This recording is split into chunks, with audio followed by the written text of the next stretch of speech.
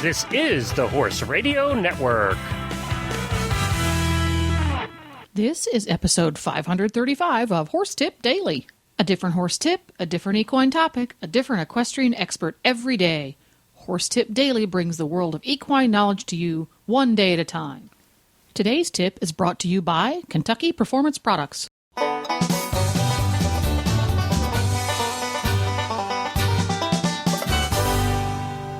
Hi, Coach Jen here, and thanks for tuning in to Horse Tip Daily. Today's tip is from Steve Davis, an AFA certified farrier hailing from Franklin, Tennessee. He is a current member of the Board of Directors of the American Farriers Association and a regular speaker at AFA conventions, as well as equine expos and local and regional club meetings. Today's tip from Steve is about farriers doing their jobs, and not someone else's. But first, a word from our sponsor, Kentucky Performance Products. Does your horse or pony get fat on air alone? Is he living on a dry lot or turned out with a muzzle? Can you not feed him more than a tiny handful of grain and a little hay? Well, then you need microphase. Microphase is a great way to ensure your horse or pony gets all of the nutrients he needs to stay healthy without adding calories to his diet.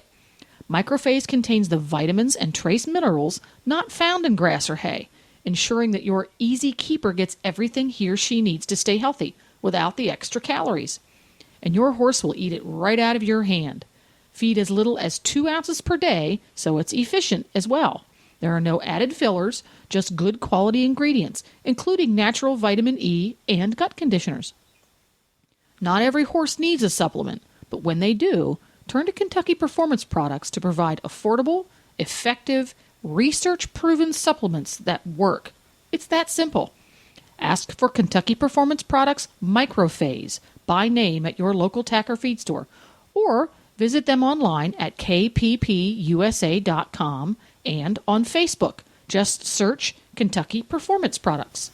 Now, enjoy today's tip. And thanks for stopping by again, Steve Davis, AFA Certified Farrier Extraordinary. Now, let me start that over. Thanks for stopping by, AFA Certified Farrier Extraordinaire. It's the end of the day. What have you got for us? My horse has an abscess.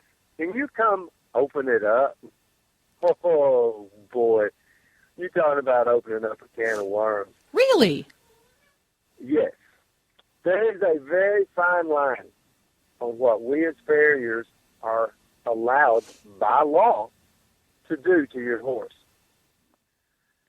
There are practice acts, veterinary practice acts that vary from state to state. Of course they do. Anything dealing with live tissue, we are not allowed to touch. However, some veterinarians will allow you to open an abscess if you're qualified. If you're not qualified,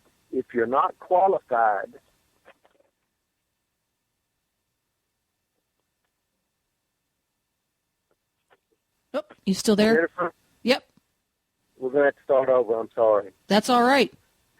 All we have to do is just start over. All right. Can we start over? Sure can. 3. Okay. I'm so sorry. That's all right. That's why we record them.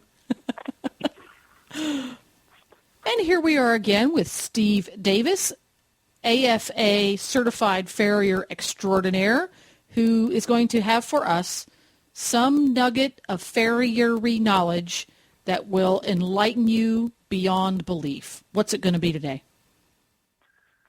My horse has an abscess. Can you come and drain this abscess for me? Well, Sure. Unfortunately, in several states, they have a veterinary practice act which says that you must be a licensed veterinarian in order to deal with live tissue. And we have a very fine line between us as farriers and what we deal with your horse and what the veterinarian must do. The only time we should ever open an abscess It's under the supervision of a veterinarian. That being him saying, can you open this up for me? Can you drain this for me? In that case, yes, you can do it. It is we cannot deal with live tissue. And when you open that capsule, you're dealing with live tissue. So a lot of farriers don't know where that line is, and some of us get in trouble sometimes. So be careful on what you ask your farrier to do, because you don't want to get him in trouble with the Veterinary Practice Act.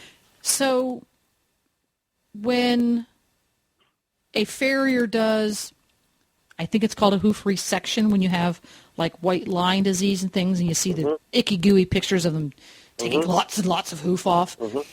Obviously, a farrier does that because unless a veterinarian has had some really specialized training, he's not going to be doing it. That has to be done under the, quote, guidance of a veterinarian. Depending on which state you live in. Oh, okay. And your farrier needs to know these things, and I'm sure he does. There are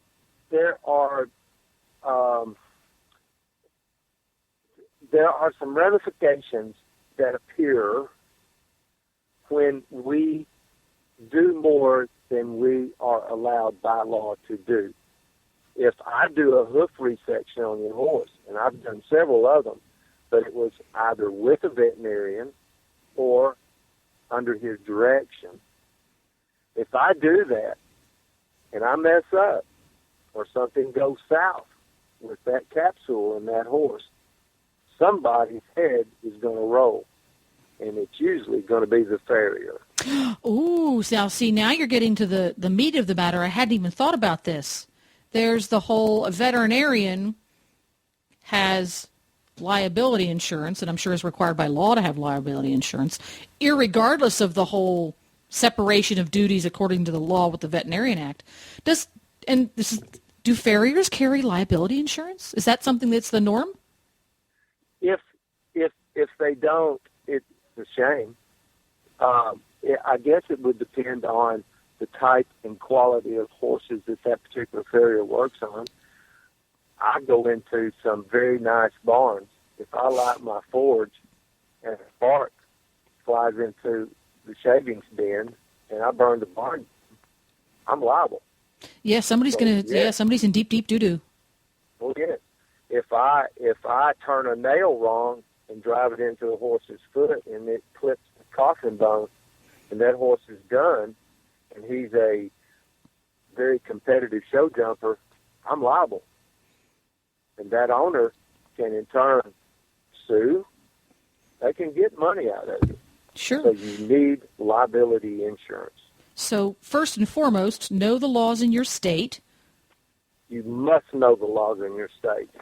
And all you do is go on yourstate.gov and you can do a search and you can find everything dealing with farriers and veterinarians. There you go.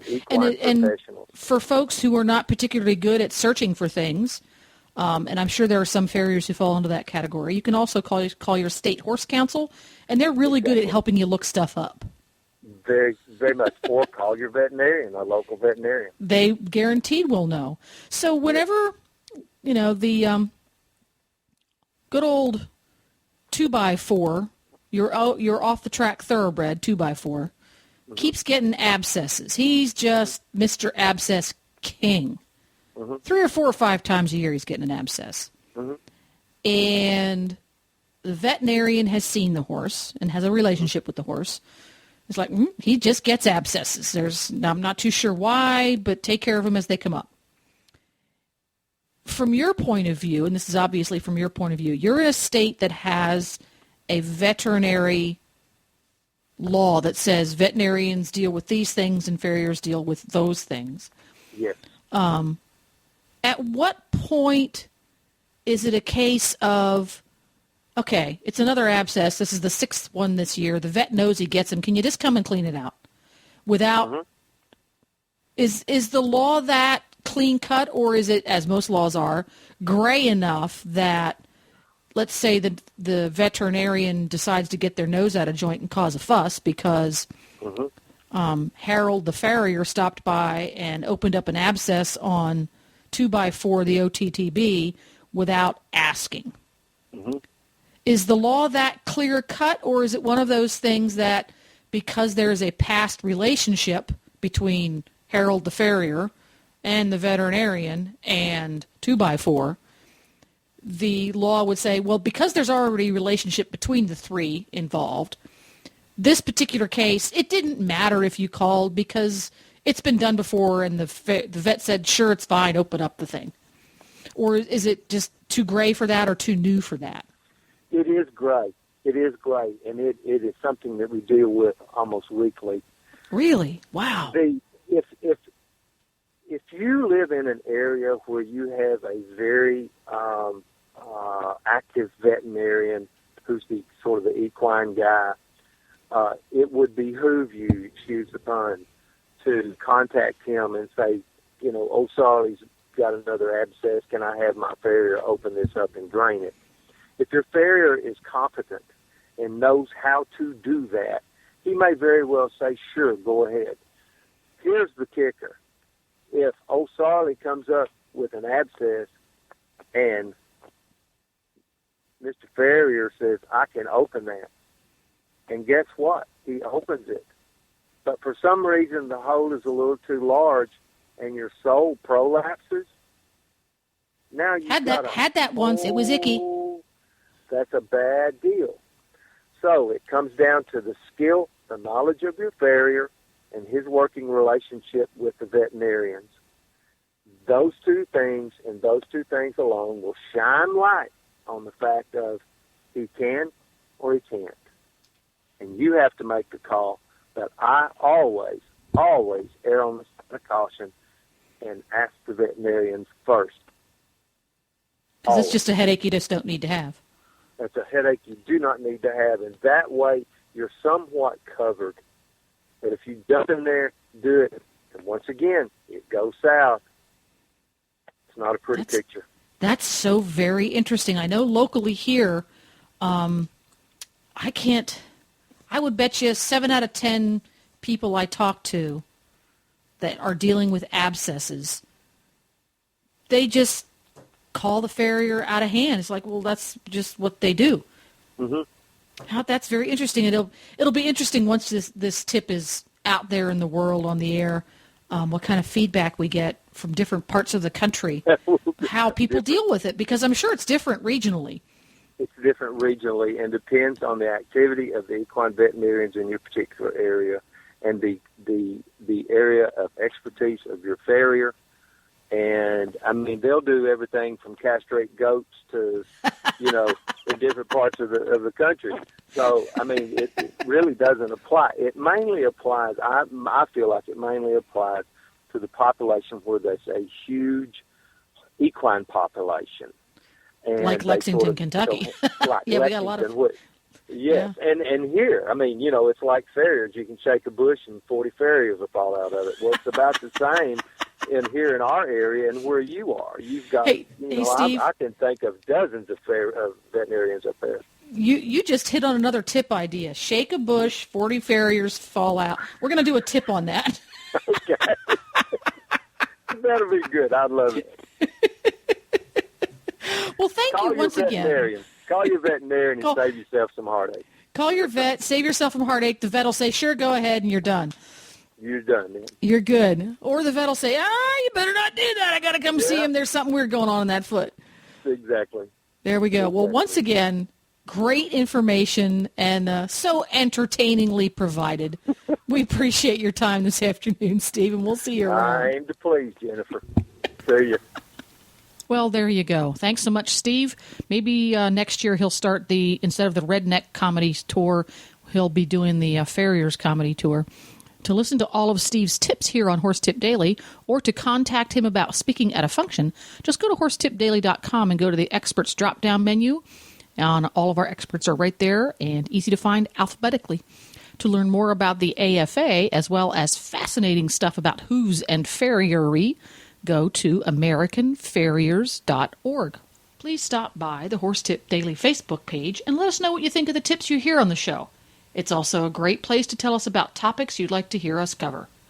You can subscribe to all of the great shows on the Horse Radio Network through iTunes or Zune and get your horse podcasts automatically downloaded to your iPod, Zune, or MP3 player. I'll be back again tomorrow with another new expert and a different horse tip. Until then, go ride your horse! The Horse Radio Network and the Horse Radio Network hosts are not responsible for statements of guests or their opinions. Use your own judgment when listening to the tips provided by the experts on Horse Tip Daily.